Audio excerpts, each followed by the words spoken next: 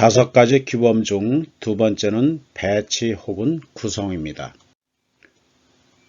고안 규범을 통해 자료 수집이 잠정적으로 끝나고 자료들을 근거로 주장, 결론, 주제문이 결정이 되면 청중을 어떻게 설득해야 하는가에 대한 효과적인 방법을 찾아야 합니다. 아무리 중요한 자료라 할지라도 두서없이 소개하면 청중들은 왜 그런 자료를 소개하는지, 왜 그런 연설을 하는지 이해를 하지 못합니다.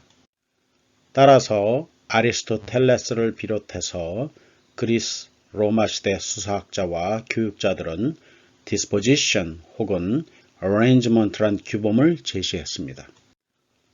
사용하고자 하는 자료들을 살펴보며 어떤 것들이 효과에 효과적인가란 관점에서 고민하고 선택하고 질서정연하게 배치하여 소개하는 거죠.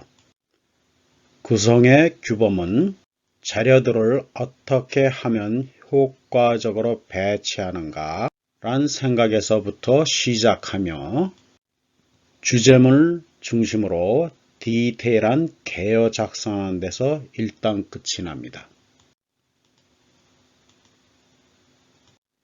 배치와 다음 단계인 스타일과의 경계는 수사학자들에 따라 다르지만 개요 작성은 배치, 연설문 작성은 스타일에 속한다고 보는 관점이 일반적입니다.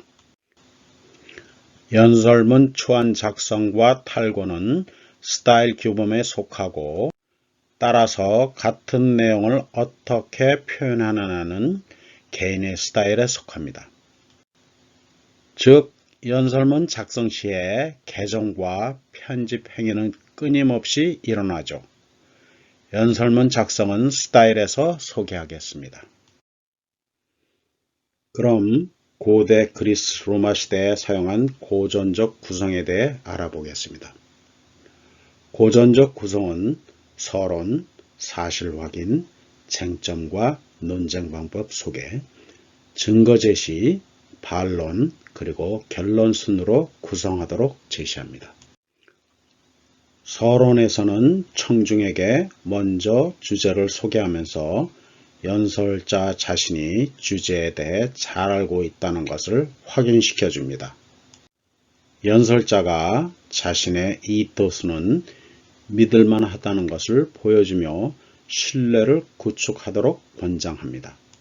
주제에 대해 자신은 많은 지식을 알고 있고 이 지식을 현명하게 사용할 것이라고 그리고 도덕적으로도 믿을만 하다는 것을 보여줍니다. 신뢰 구축이 안 되어 있으면 청중 설득은 불가능하기 때문이죠. 그래서 연설자는 서론에서 신뢰 구축에 힘을 썼습니다. 일단 신뢰 구축이 되었다고 생각되면 다음으로 연설자는 사실 확인을 해줍니다. 사건이 벌어지면 이에 관련된 사항들이 어떤 것들이 있으며 이를 뒷받침하는 증거들이 있음을 보여줍니다. 사실 확인 방법들은 다양합니다. 예를 들어 스토리텔링을 하며 증거를 제시하면서 연설 내용이 사실임을 청중에게 알립니다. 청중이 사건을 사실로 받아들이면 사건이 내포하고 있는 쟁점과 이를 어떻게 논쟁하는지를 소개합니다. 예를 들면 주제별로 분류하여 하나씩을 소개하거나 이야기를 하거나 혹은 격언을 소개합니다. 그리고는 증거를 제시를 합니다. 증거들은 다양합니다. 빼박 증거들을 제시하거나 혹은 이토스, 파토스, 로고스를 이용해서 증거를 만들기도 하죠. 반론이 있으면 반론을 소개합니다. 반론을 소개하며 반론이 틀렸다는 반박을 논리적으로 제시합니다. 마지막으로 청중을 효과적으로 설득하는 방법을 통해 결론을 내립니다.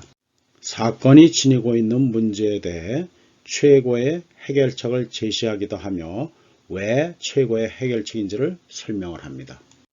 고전적 구성은 연설문을 이와 같이 작성하도록 권고합니다.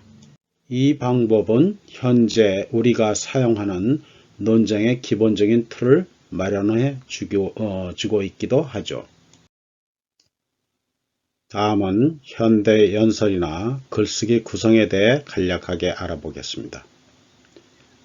현대의 연설이나 글쓰기 구성은 비록 그 뿌리가 수사하게 닿아 있지만 목적과 청중에 따라 그리고 장르에 따라 다양합니다.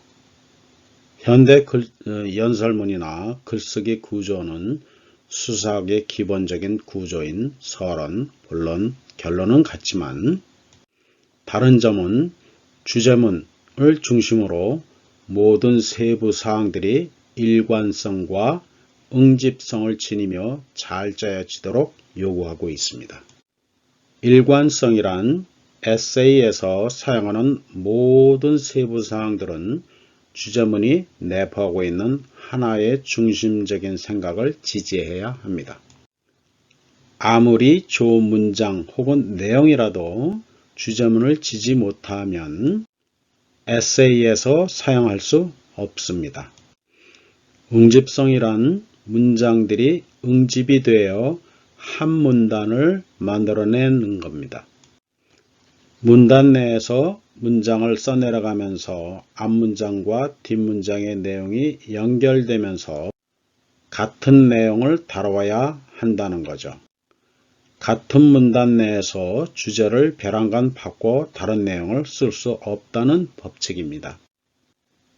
물론 모든 문단들은 주제문을 지지해야 하겠죠. 다시 설명하면 세부 사항들이 주제에 속하더라도 주제문의 연관성이 없으면 에세이, 글쓰기에서 사용할 수 없으며 앞문장과 다음 문장들의 의미들이 조직적으로 연결돼야 하며 전체적으로 한 의미 혹은 주제문을 표현해야 합니다.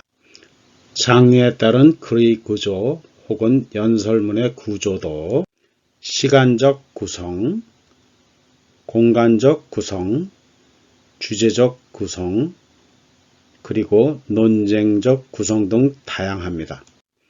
논쟁적 구성 방법에도 inductive and deductive, 귀납적, 연역적 구성 방법이 있죠.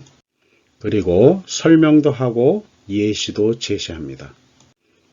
이용하는 자료들과 주제문도 두 가지 면을 만족해야 합니다. 전에도 설명했지만 quintessential 해야 되고 consubstantial 해야 됩니다.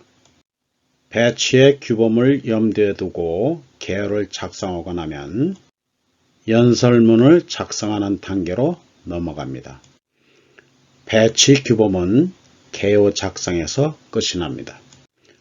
다음 단계 규범 스타일은 자신만의 특성을 지닌 연설문을 작성하도록 도와주는 규범입니다.